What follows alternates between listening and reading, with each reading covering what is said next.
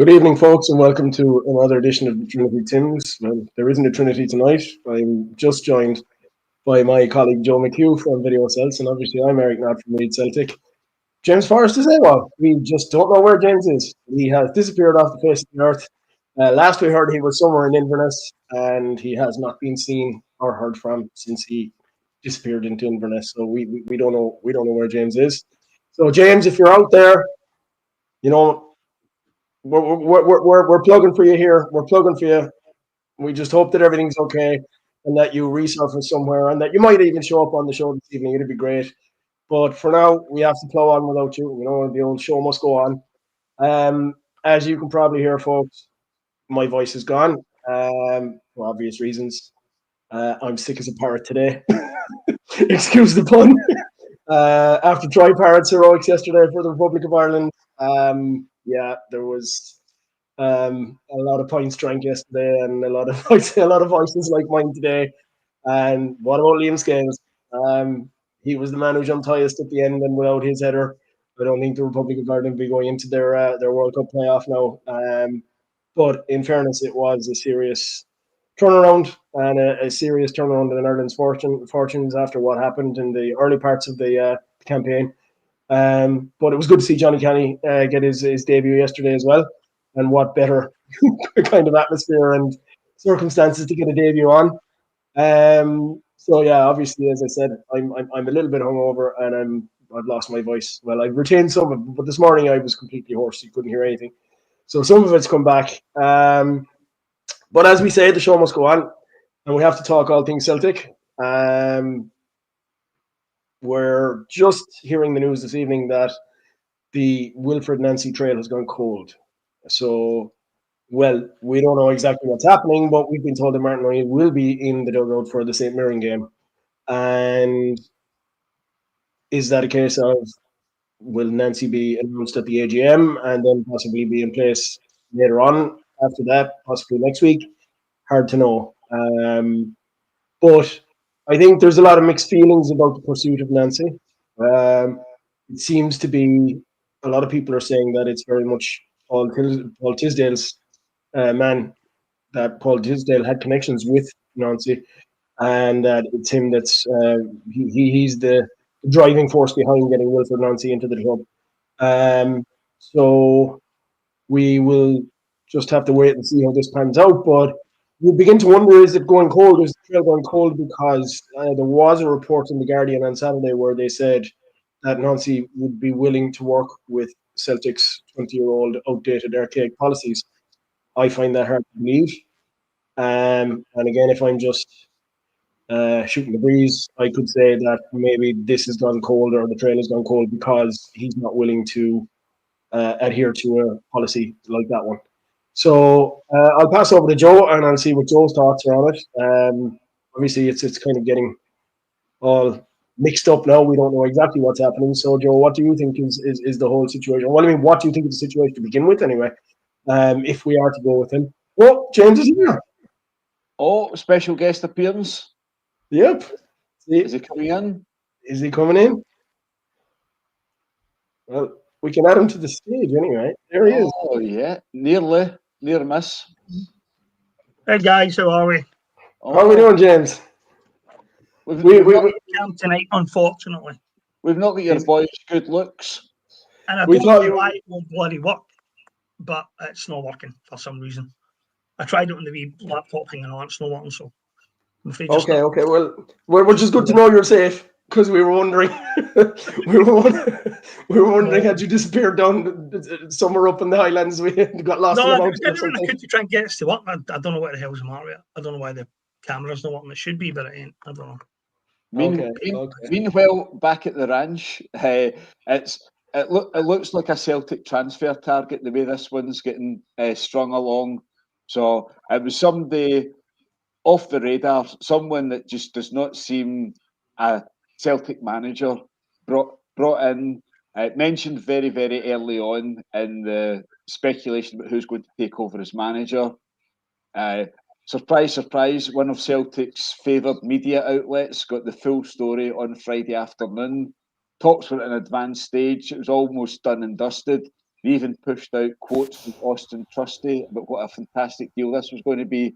But lo and behold, just like the transfer, just like all those attempts to sign wingers and strikers during the summer, it seems to fall down in negotiations. So there's umpteen possibilities about it. Nancy, he could have got cold feet about it. He might feel the timing's not right. Celtic might have, well, when I say Celtic, we all know what that means. Dermot Desmond might have got a concern about it. I don't know, no one knows whether Dermot Desmond has had a face-to-face meeting with Wilfried Nancy. The process, anyone putting two and two together, putting the pieces together, it's a Paul Tisdale appointment. Paul Tisdale thinks that Nancy is the greatest thing since sliced bread, and he's the man to put onto the pitch all the fantastic work that Paul Tisdale's doing. But for whatever reasons, it's not happening straight away. And if he's backing off, if Celtic are backing off, the fixtures from Saturday just get ridiculous. There is not an easy time to slot them in. If Celtic were appointing a permanent manager, then a fortnight between. Oh, hello, nice curtains, James. If Celtic were appointing a permanent manager, it should have been done last Monday, so that they had as much minutes as possible to prepare for St Mirren, Feyenoord. St Mirren, Feyenoord, Hibs away. I mean, that's a tough run of fixtures, but they didn't get it done last Monday. News leaked out to Daily Record on Friday, and then late on Monday, they're saying that nothing's quite happening. James, I think there's a guest behind you. Better be careful. Did you hear me? So it's a typical Celtic production. They shouldn't have been leaking the story to their friends at the Daily Record on Friday, because that makes them look more silly. And it's going to be very difficult to find a manager now if Nancy doesn't fancy this. It'd be crazy to come to Celtic. Anyone would. It's the worst possible time. You've got a very imbalanced squad.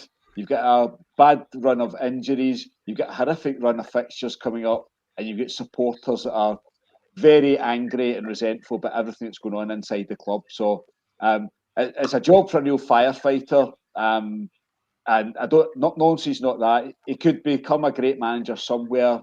I think France or Belgium might be his sort of place. But coming into Glasgow,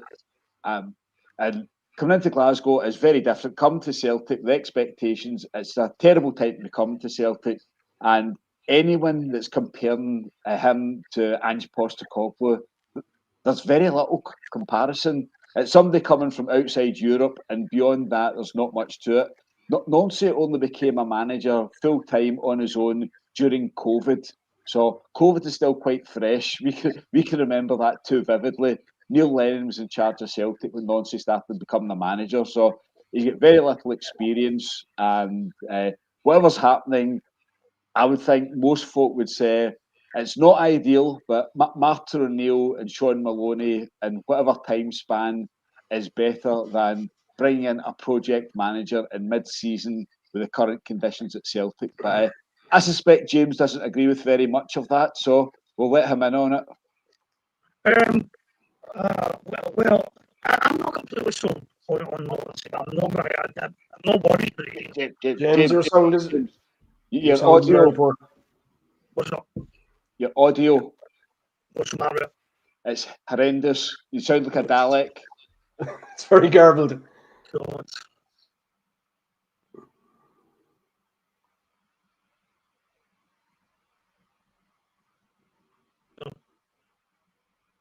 And it was okay at the start before you put your camera on. But it was audio only. It was fine. Try audio only. 6 months was the camera up again. Yeah, just chancing at you all. Look at that in there. Nope. No. Jesus Christ. Maybe log out and come back in audio only. No. It does prove it's live. This is true.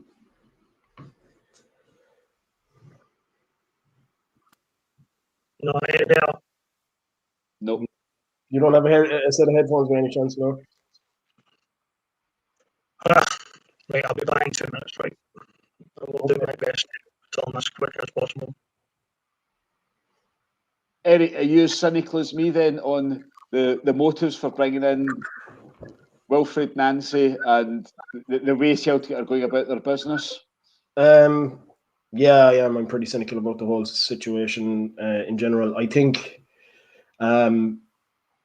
this is, the operative word here is project. And Celtic seems to love projects. We all know how much Celtic loves projects. And this whole Nancy thing to me seems like a project. It seems like the board are desperately looking for somebody who can fit into their way of doing things. And that's the main concern that I have, that Nancy is like it. We all know that this transfer system that the club has, this transfer strategy that the club has, is broken. We know this.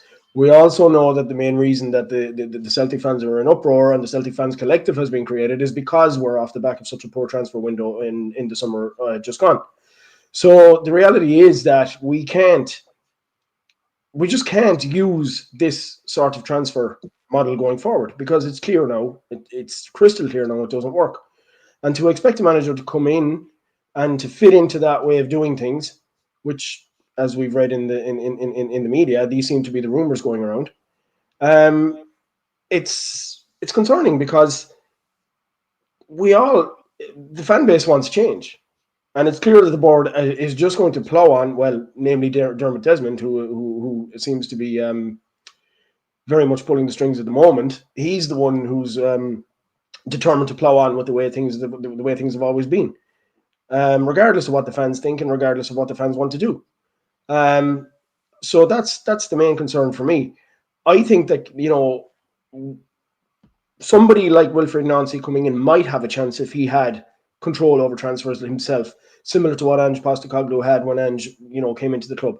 But a lot of people are trying to lean towards the Ange Postecoglou comparison. You have to bear in mind that Ange Postecoglou, when he came to Celtic, he was a serial winner. He had won championships in Australia. He had won the Asian championships with Australia. He had won a lot at underage level with Australia. He had won titles in Japan. And he just had a consistent track record over a 25-year period of being a winner. He just hadn't that level in Europe, and Celtic obviously was his first club in Europe, and lo and behold, he became a serial winner at Celtic as well.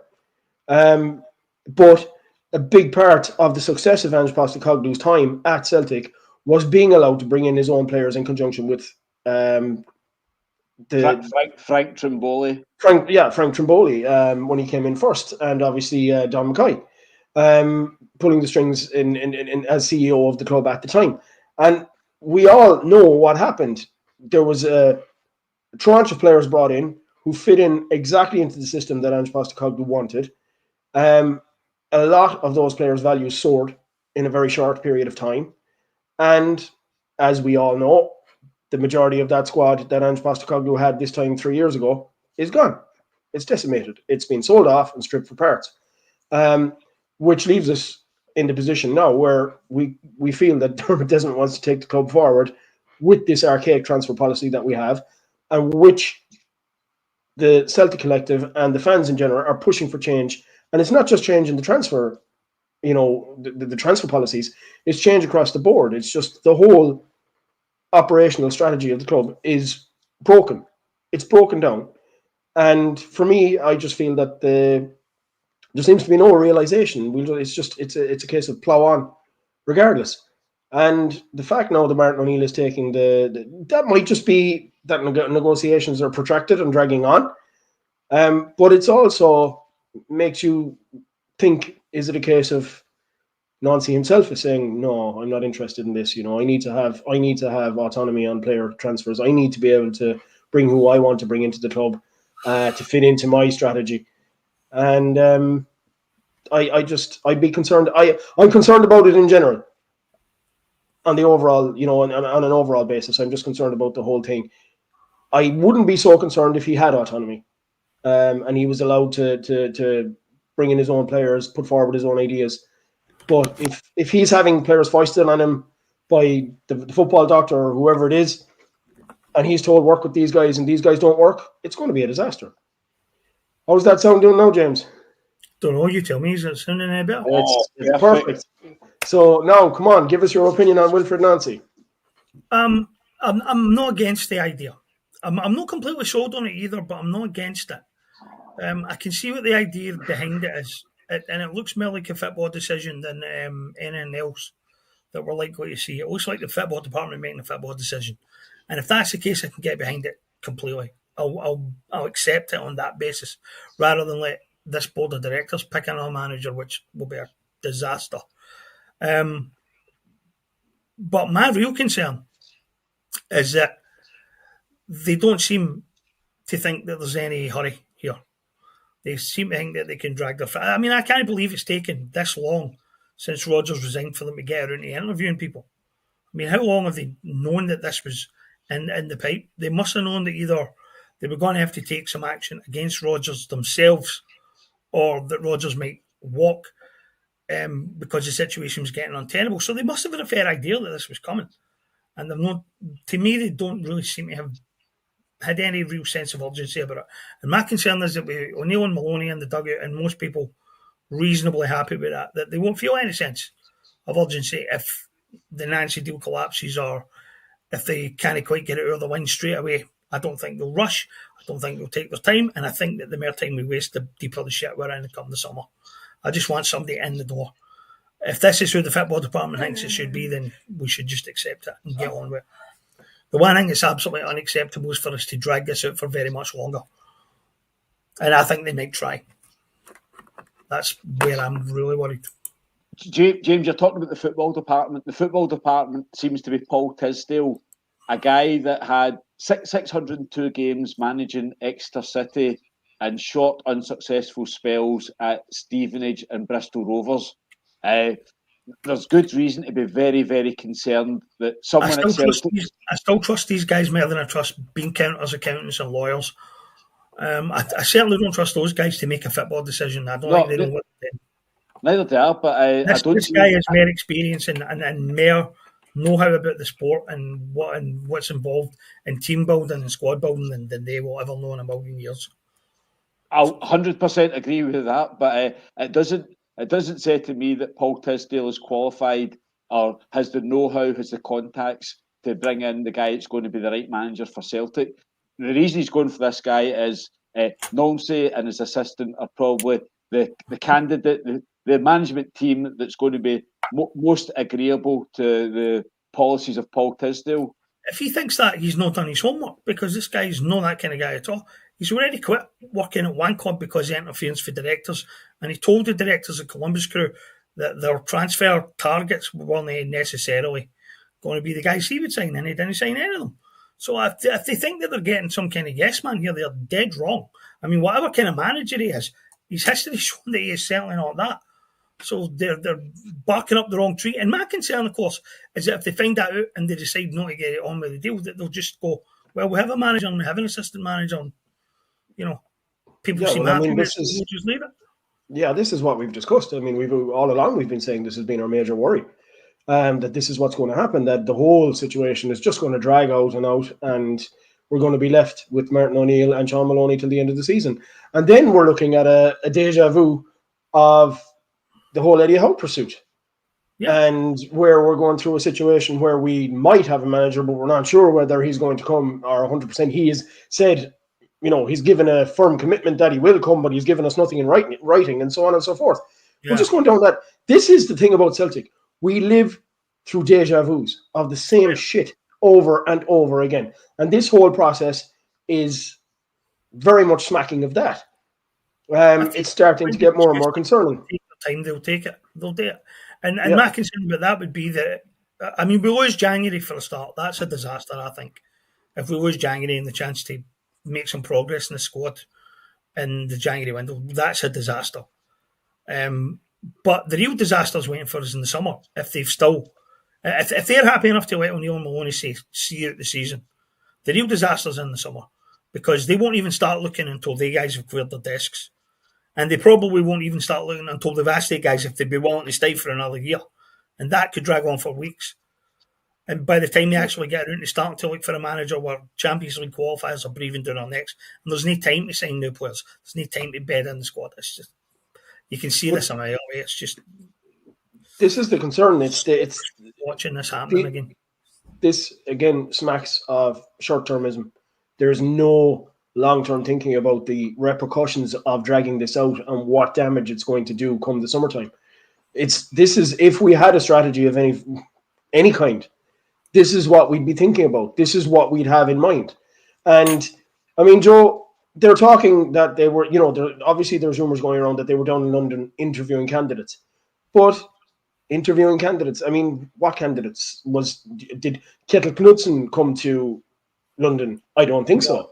There has been no contact apparently to Nancy, or the rumours were at the weekend that there was no formal contact made to Nancy. So Nancy didn't come to London. And who was the other candidate that was rumoured to be interested, or they were rumoured to be interested in? McKenna travelled to London. McKenna mentions, but that was never happened. The second that we heard there was a £5 million release clause for McKenna, there was no way where he was ever going to get an interview. But the guy's on silly money anyway. I mean, he's on £6 million a year at Ipswich. I mean, that's just... You think he's going to take even if they were to bring him in on the same kind of wages that Brendan Rodgers was on, which was $3 million a year? Like, do you think he's going to I'm going up to Celtic, I'm going up to a huge club now, but I'll cut my wages in half to do that because I love Celtic so much, I want to come up for half the wage? He's not going to do that, especially, and he's not stupid. He can see what turmoil the club is in. So yeah, Brendan Rodgers in his first phone call when he would have asked Brendan, what exactly is it like up there? Absolutely. What's it like to work for these people? And that would have been it. Yeah, and this is what we talked about at the time when Rodgers left. We said it that any prospective candidate was going to be on the phone to Rodgers, wanting to know what it was like, and that you don't even want to know what that conversation is going to entail. No one credible is going to look at the Celtic job in the current circumstances, and the people that would want it aren't qualified for it. The folk that are out of work just now, yeah, I'll give it a go. I'll come in, I'll give it a try. I want Celtic on my CV. Yeah, I'll turn things round. But there's no easy option. And as I said earlier, it's a perfect storm. The state of the squad, the injuries, the fixtures, and the fan discontent. You'd need to be very, very desperate or ridiculously self-confident to think that, yep, I'll go up there and I'll turn things round. I'll give them a success and they'll be grateful for me and it'll do my career a lot of good. It's not going to do anyone's career any good coming into Celtic just now, and that's possibly true for Martin O'Neill as well. I think that was the other side of the Nancy argument. People were arguing that this guy he'll see it as the biggest opportunity he's ever had, and he'll not be able to turn it down. I'm thinking that guy will get a job in a top European, maybe not a top European club right away, right? But a top 5 league club will come and offer that guy a job. Mid-table French side. The next 12 months, 24 months, right? It's almost certain that's going to happen. And he's not coming here to ruin his reputation. If he gets told your transfer policy or you take the players that we sign you, he's not going to do that. Nobody's going to do that. Nobody who values their own reputation is going to come and do that. Yeah. I'm looking at this comment here on the screen from Stephen Doherty. He's saying, for fuck's sake, you're saying they didn't interview people because you don't know. Do you just wake up and think, what can I slag about Celtic about today? No, I don't wake up and think what I can slag Celtic about today. Well, I live in the real world. Nancy's in the US, so he never got interviewed. Yeah. Nixon's not left Norway, so he's not been interviewed either. So we can take 2 of the main candidates the press have been talking about after this. I don't believe that the Bruce manager was in London over the last week either. So yeah. So I mean, we live in the real world. We're not slagging Celtic. We do not slag Celtic. We slag, and it's not even slag. We criticize the people who run Celtic because Celtic is in shit at the moment. And if you can't see that, then you're not paying attention. The London story last week just didn't add up. Sky Sports News, breaking news, Celtic have been interviewing candidates in London.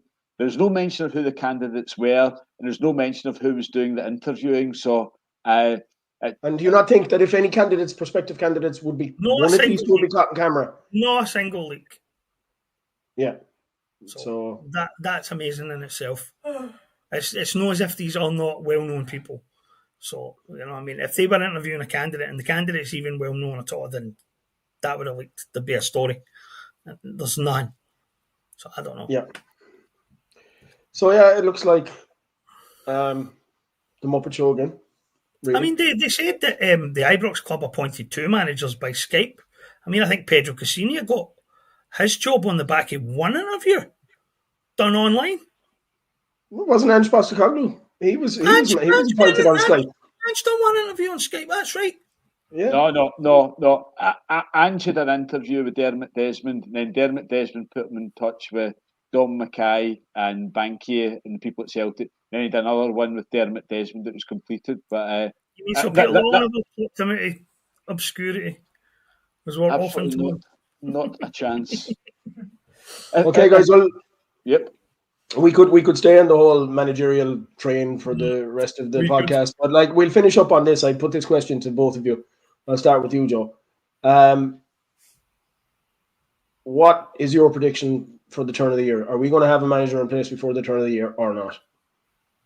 I don't think we'll have a permanent manager in place. I'll 100% say we will not have a good manager in place. We'll either have we'll have Martin O'Neill and Sean Maloney doing it week by week, month by month, or we'll go for a complete left field candidate. But I really just the circumstances, repeating myself, perfect storm. The circumstances at Celtic right now, I can't see you getting a permanent manager in place.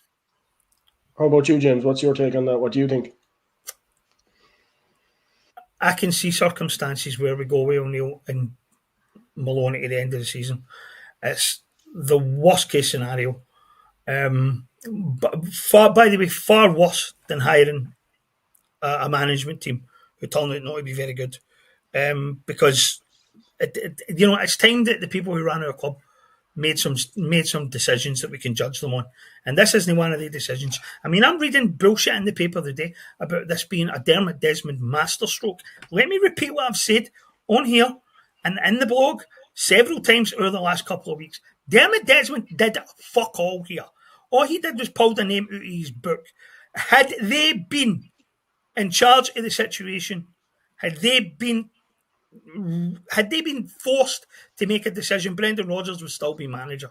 If Brendan Rodgers had not quit, they would not have sacked him, and we would still be in the position of having Brendan Rodgers in the dugout, and we'd still be speculating about who we might get in the summer. This wasn't a Dermot Desmond masterstroke. This whole process is a joke. It sums up the way our club is run. And yeah, I'm very, very worried that we won't have a permanent manager by New Year. I'm very worried that we won't have a permanent manager till the summer, if we even bother then. Yeah, that about sums it up. In reality, it's not looking good. And the longer the whole duo of Martin O'Neill and Sean Maloney drag on, the more antsy, worried, het up fans are going to get. Which brings me along to the Celtic Fans Collective and their latest campaign against the board. Joe, I'll go to you first. What do you think of the campaign that is going on at the moment, calling out the board members and telling them that their time is up? It started with Tom Allison? Brian Wilson first. Yeah, Tom Allison second, and now it's gone on to Sharon Brown. Do you feel that this is an effective continuation of the protests that the collective are organising? It's effective in that it highlights the issues and brings it to supporters' attention. It's not going to make the slightest difference to Friday's AGM.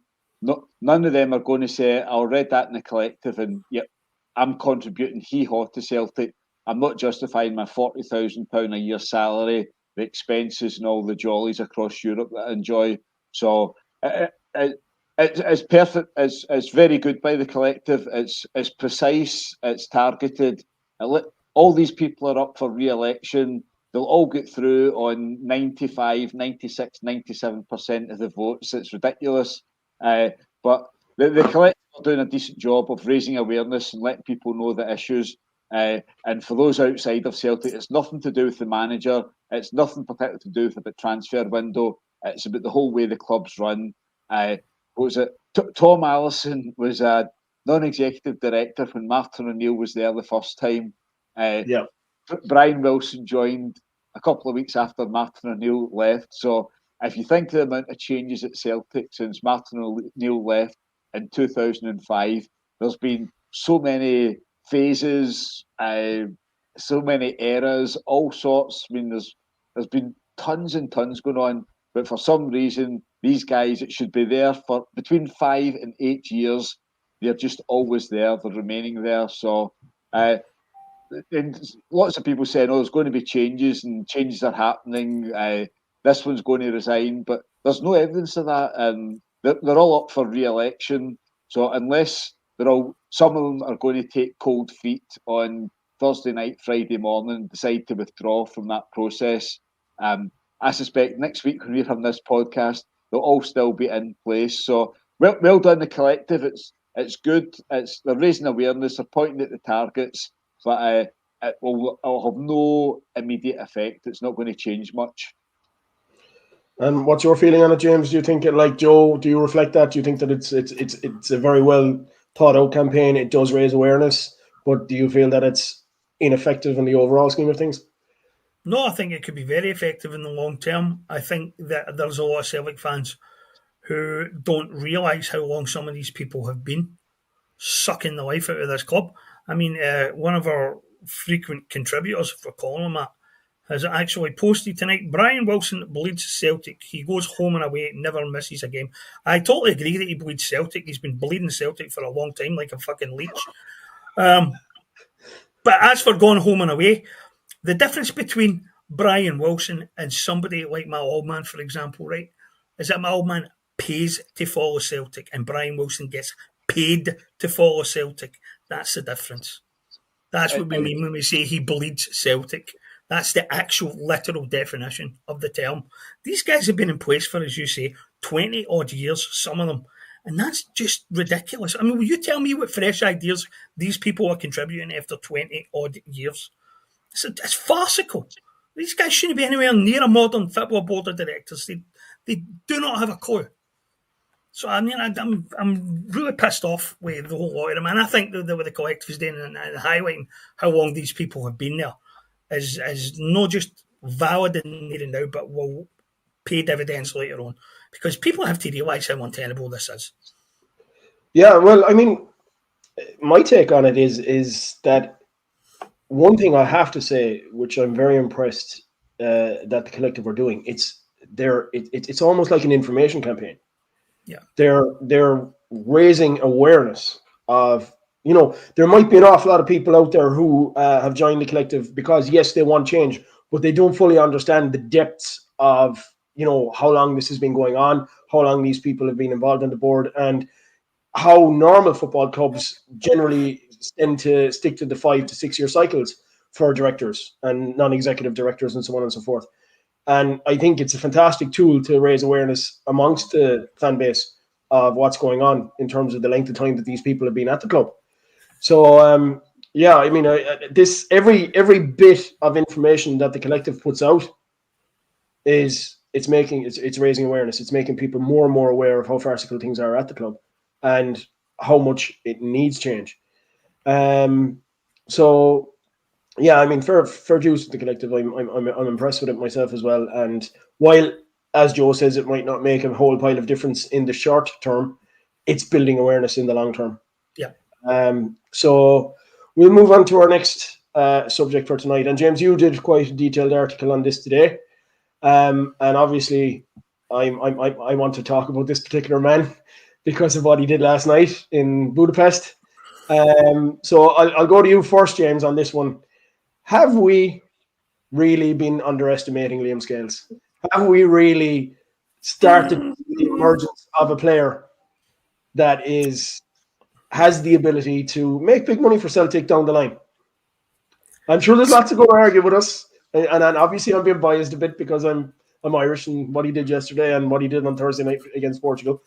But do we have the makings of a really big defender? Dare I say it? It's really frustrating, this one, because sometimes it does take somebody who's a bit of an outsider to rub your face in the obvious, right? And Matt O'Reilly's no an outsider any longer. He's part of the family now, regardless of the fact he's no longer here. And I thought his comments were excellent, and it made me think a lot about it. Because I remember Scales just before the Ibrox game, and I did this big long article on him about the trial by fire. And I said, if this guy proves himself in this fight, he'll never need to prove himself again. And he was immense that day, and we won that day, and a lot of the credit went to him, and a lot of the credit went to the manager for picking him. But he's never been quite accepted, and it doesn't seem to matter what he does in a Celtic strip. He's never quite made it to the point where a lot of fans consider him as a Celtic first team regular and as somebody who deserves to wear the jersey. And at times he drives me nuts. At times he absolutely drives me nuts. And I have written several times that there has to be a better central defender out there than Liam Scales within what we can afford. But that brings the whole question back as to how good is Liam Scales and whether or not this guy is a better player than a lot of us have given him credit for. He's certainly more respected outside Celtic Park than he is by a lot of your supporters, which is mental. I don't know. I don't know. I can't think of a player, except maybe for Greg Taylor, who over and over and over again proved he deserved to be in the Celtic team, who gets criticised every time his name appears on a team sheet. And I can only remember a handful of games where he's been truly, absolutely dreadfully bad, and where you could say that he was to blame for some terrible thing that happened in the game. There are only enough of them for you to write the guy off. And yet the number of games where he's been absolutely exceptional against really good sides, you think to yourself, maybe O'Reilly sees it more clearly than we do. And that's why I wrote that piece today. Because for a guy who I said, you'll never have to prove yourself again if you get through this fixture, he's had to do it ever since. And no matter what he's done, it's never been enough. It's mad. It's kind of mad. Yeah. And I suppose when you look at his career path at Celtic, I mean, I think, to be fair, he has done everything right in terms of the way he came in from Shamrock Rovers. Celtic sent him out on loan to Aberdeen, and he flourished at Aberdeen. He played regular first team football, and then he came back. And when he came back, he was shown. I mean, we all know at that time there was Aberdeen had serious interest in taking him there on a permanent basis. Yeah, they did. Yeah. And it was only for the fact that Celtic were so badly strapped with injuries going into Ibrox in 2024, early 2023, wasn't it? And when we won that game 1-0, and he was fantastic in that game. And he was just thrown in at the deep end with Lagerbielke that day. And he just seemed to push on from there and flourish, And like you said, he's only had a handful of games that I can remember. We would have to say the 3-0 loss at Ibrox last January was probably one of his poorer performances. But then again, nobody got past Mark really in that game. It wasn't just him. It was just the fact that he was the guy who had the most possession and most passes in that game. And he was the guy who was pushing too far forward, which made him a bomb scare, and a lot of people were concerned about that. But Joe, what's your feeling on it? I mean, are you still on the fence? Do you think Scales is a guy who's destined for greatness, or he's just going to be a solid centre back for Celtic and that's it? I don't think he's destined for greatness. He's not going to follow Virgil van Dijk to Liverpool via Southampton, but he's damn good, and he's about as good as we're going to get. I think most supporters have just got an image, a perception of him from 2022, 2023, and he's okay. He's a backup, and he came from Shamrock Rovers. I think Bristol Rovers were the only team that were interested in him, apart from Celtic. True.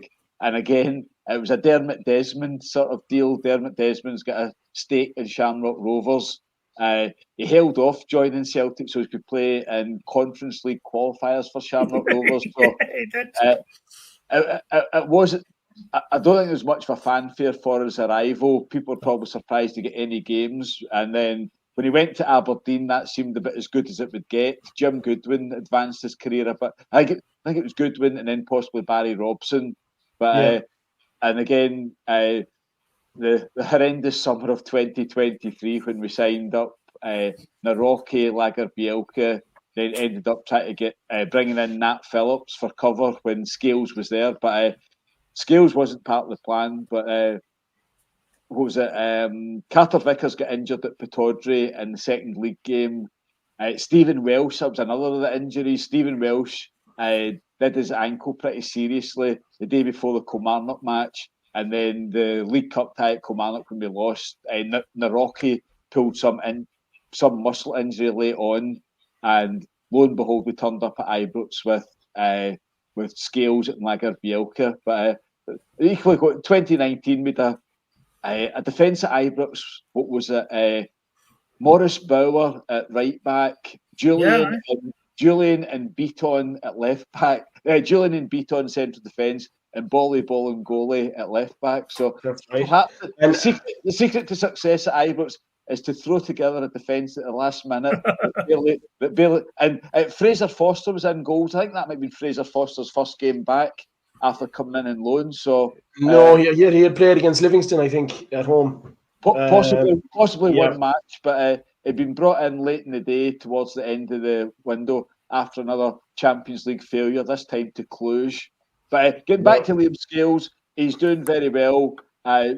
Some folk just would say he's not a superstar. He's not. I don't think he's top half EPL. I think another thing's overlooked his fitness. He's barely injured, touching wood. That's right. He's probably the Celtic player in the longest run. I should shut up now. The longest run without being injured. If you look around the squad, most guys have had an injury. And I can't recall Scales. No, he got a broken jaw. I think was it last year at St Mirren. I'm pretty certain with a broken jaw. Basically, he's had one injury, and we're fortunate to have him because he's reliable. He's left-sided. He's got limitations, but he's steady and he's brave. And if you saw the way he celebrated Troy Parrott's third goal yesterday, he's a guy that's got 100% commitment. And it's something I always notice in the Ireland team. I reckon playing for Ireland is a priority for most of their players. Scales got a decent club career, but for most of the Ireland players, there are ups and downs at their clubs. But Ireland's a consistent for them. And the celebrations yesterday was pretty special. So Scales is committed. It would be nice if folk got off his back a little bit. He's not great. He's not Van Dijk, but he's a pretty good defender. And when he's gone, we might miss him or might notice him. But certainly won't. He's more than steady and reliable. He's got the big match temperament. And again, if you saw his celebrations at Hampden when Callan Osman scored, that meant a lot to him. Ralston was in amongst those celebrations as well. These guys get a tough time of it, and when they're gone, it'll be big shoes to fill. No, I'd agree with that. I think he's just a guy who goes about his business quietly. He doesn't make a fuss, and I think probably half the reason that people don't recognize how good he is because he's a quiet kid. He's not one of these guys who blows his own trumpet. He's very modest. Even when he's interviewed, when you've seen him in any interviews, he's very modest in the way that he speaks. He's a very down-to-earth guy. So as Joe pointed out, 100%, you can see how much he cares, what it means to him, and you could see what it meant to him yesterday. And again, that was a good shout there, Joe, saying his reaction to Callum Osmond as well. I think he's the kind of guy who likes to see the up and coming underdog players doing well, and I'm sure he's plugging for Johnny Kenny as well. So he's a good kid all around, and he's definitely.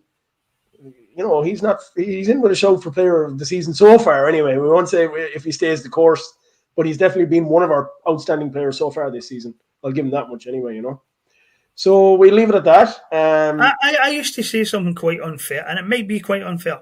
I don't know. About David Turnbull. I had a weird thing about David Turnbull.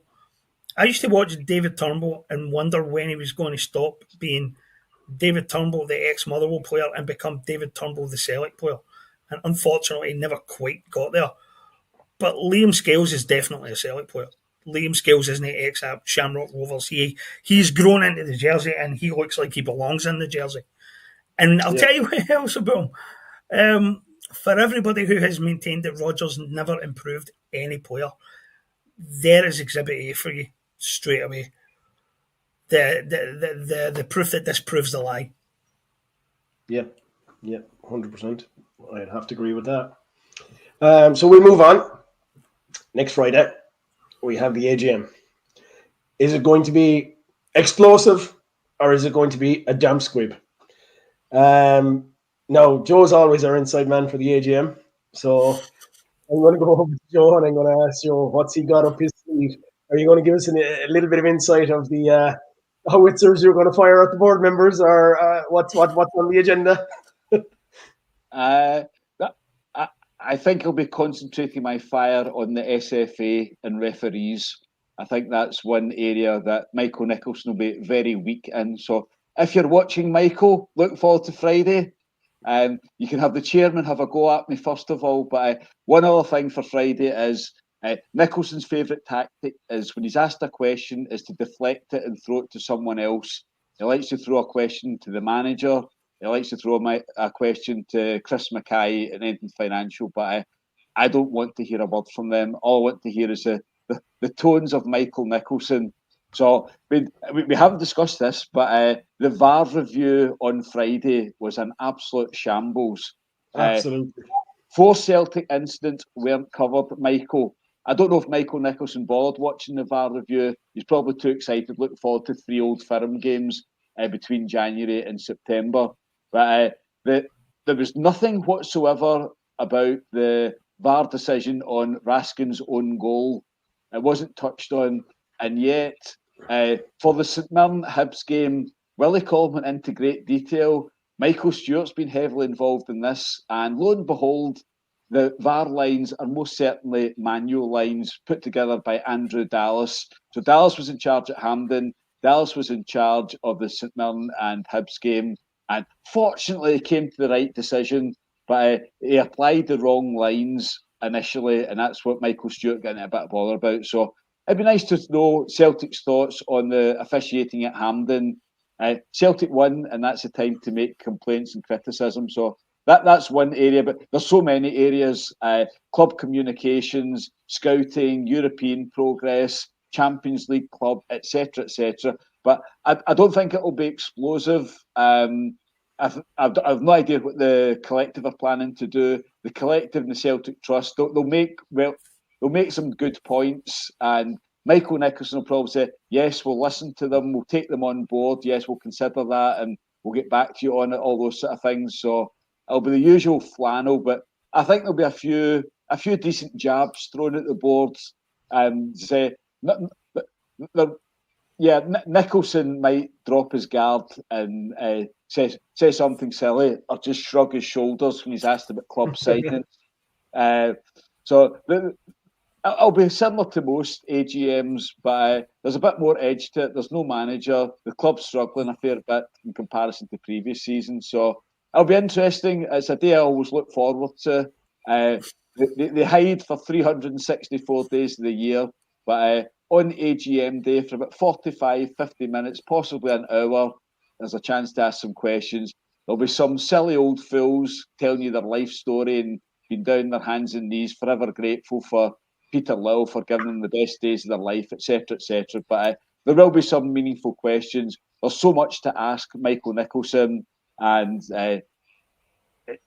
he's got so little to offer. But he's not called Silent Mike for no reason, you know. So I mean, it's to see if he can be made to squirm on Friday and break the silence.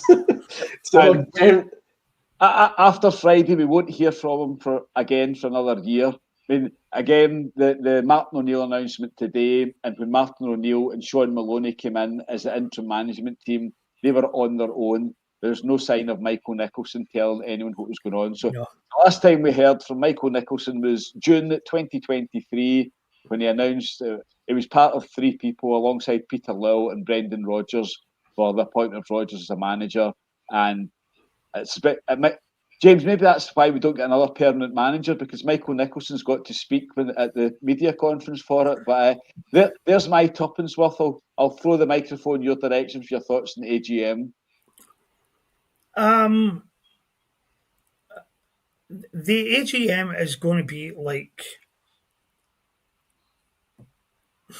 it's going to be like a show without the main event, because the main character's not going to be there. He's not going to be. He might send his son, but I don't know if Ross Desmond's ever said a word at the AGM. Never. I don't think he's ever uttered a single syllable. He and Nicholson should get along then. It'd be like that Father Ted episode with the boring priest that comes and never talks.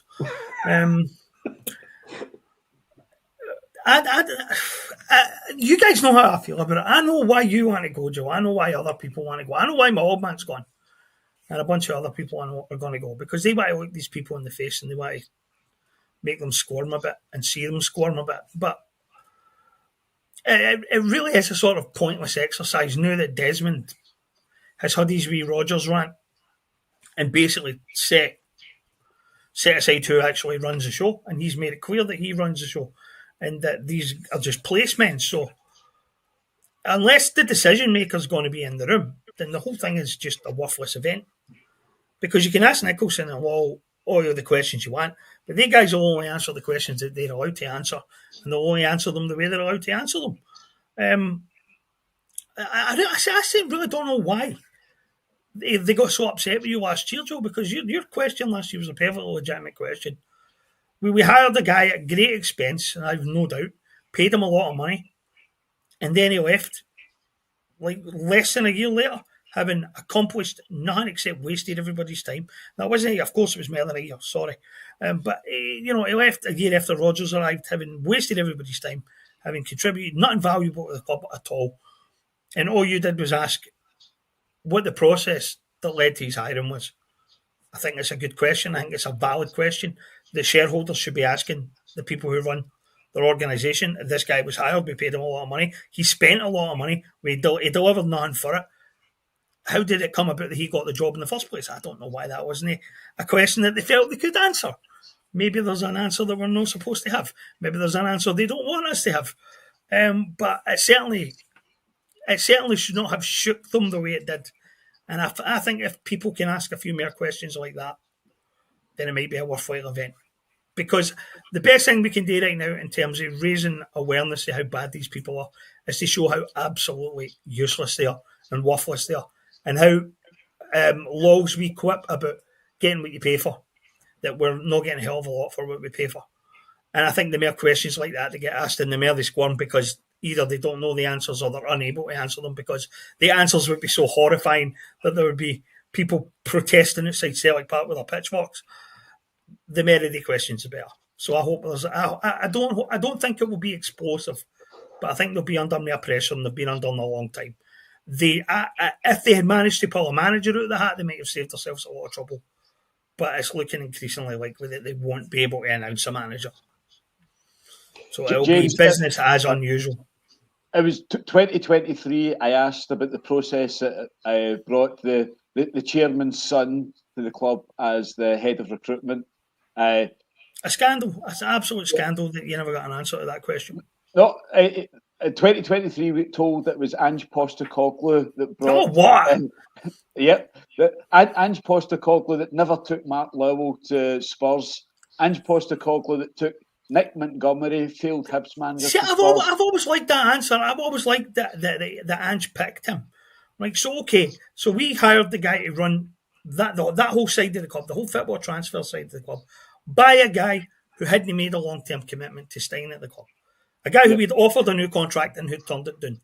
But we let him rebuild the whole football department in his image, even though there was a good chance he was going to be around to see it through. I mean, there were so many holes in that story. You could have driven a tank through it. And yet I remember people at the time saying, oh, it was Angie's choice. Well, he must be all right. But it was Angie's choice. What? Are you guys mental or what? Are you guys nuts? Seriously?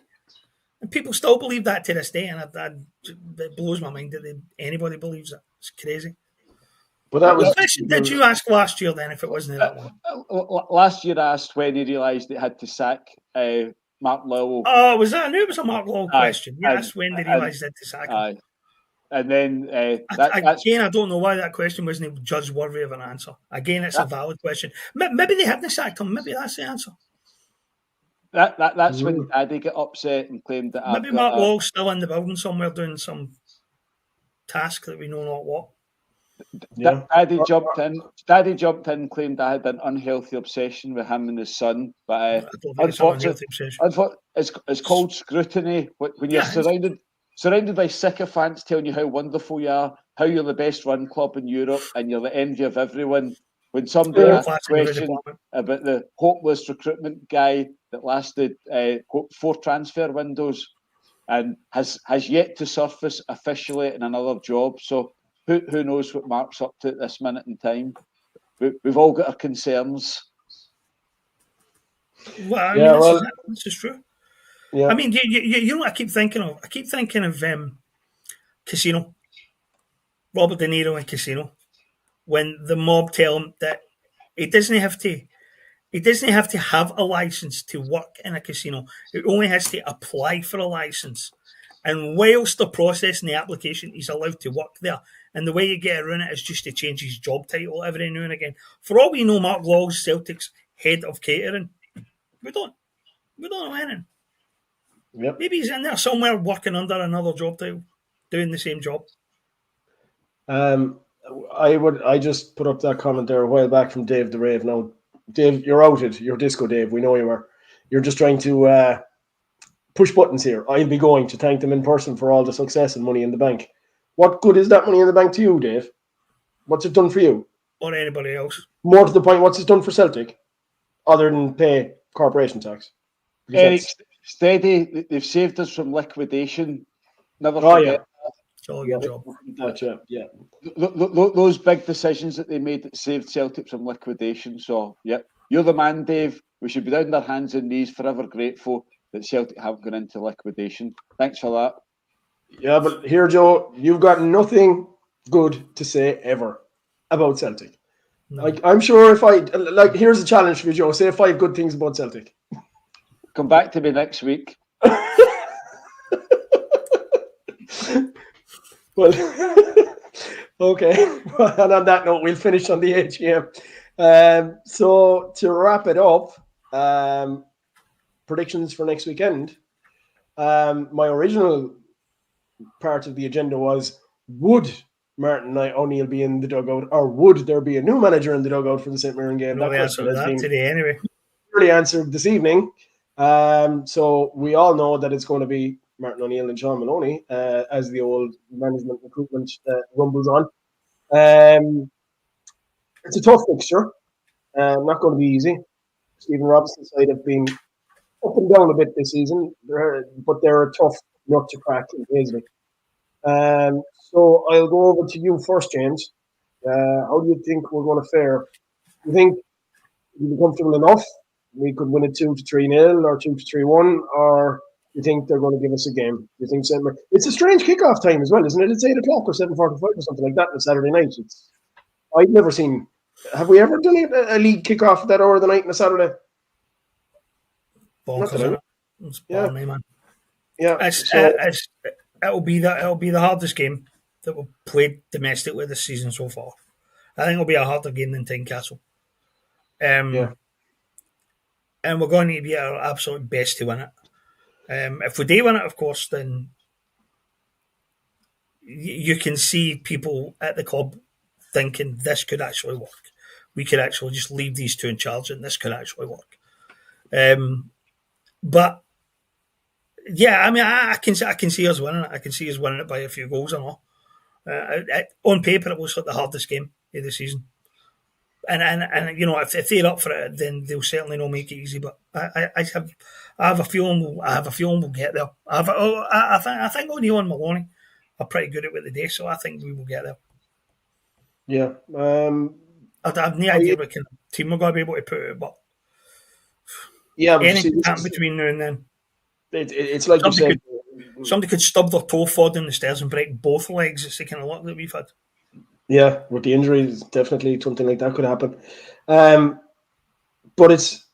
it's like you said, if we go out there and we win well, it just strengthens the O'Neill-Maloney combination. And that's, look, I agree with you there on that score. They are actually doing a good job when it comes, especially to our league form. They've really upped our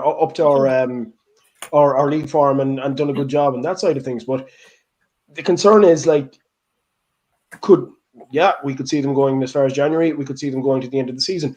And the thing is, they could win the league for us. They could win the double or the treble for us. But that's not a long-term solution. No. That's the problem here. And one of our commenters there saying stick with Martin O'Neill. Yeah, we have no choice but to stick with Martin O'Neill right now because nobody is coming forward. And the longer this goes on, the more we're going to have to stick with Martin O'Neill. So how do you think it's going to go in Paisley? Would you agree with James, Joe, on the score that it's one of our toughest away fixtures this season? It's going to be tougher than Tynecastle. Would you feel that way about it?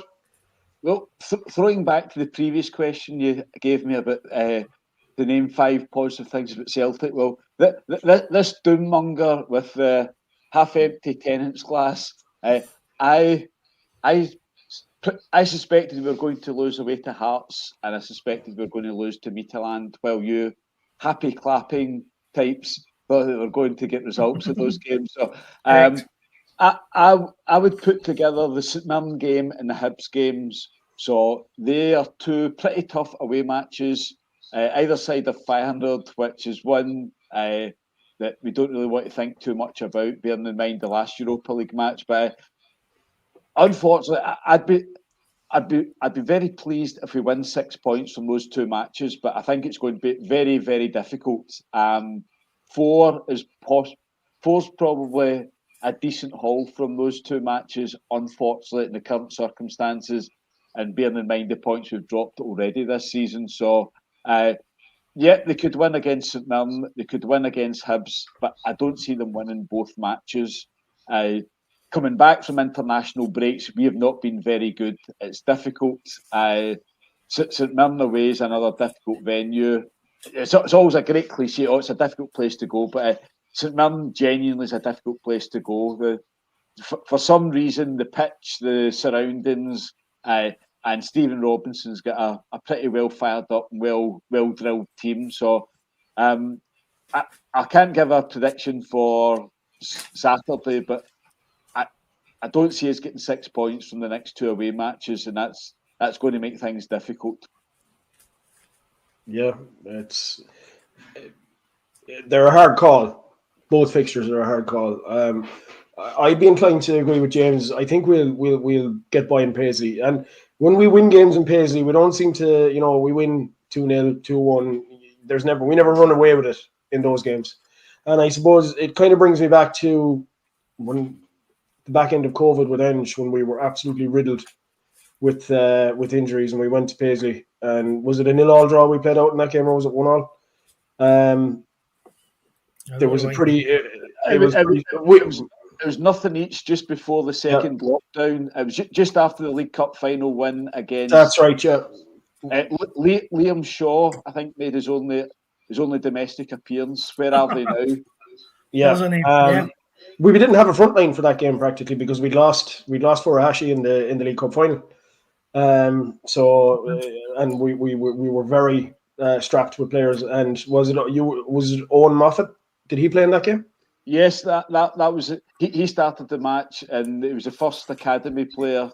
It was the last academy player to start a league match until this season. So Dane Murray and Colby Donovan have both started league matches, but over a 4-year period, Owen Moffat starting that match was the only academy graduate to start an SPFL match. Yeah, and I would agree with the Hibs. Hibs nearly, like you were saying, James, that the St Mirren game is a tough, the toughest away fixture so far this season. I don't know, Hibs is going to be very tough too. I could put them in level par in terms of toughness. So yeah, look, I think that about wraps it up for this evening, guys. Good show again. We're going to possibly have a post AGM special on Friday. So if we can gather the troops together, we'll be interested to hear what sort of howitzers Joe fired and what sort of reaction he got from those. So I think it'll be I think it'll be good to do one on the aftermath of the AGM, a short one, just to get a feel for what happened. Yeah. So until then, guys, we'll talk to you throughout the week, I'm sure, as we always do, and we'll catch up again possibly on Friday, all going well. Okay, Cheers. talk to you then.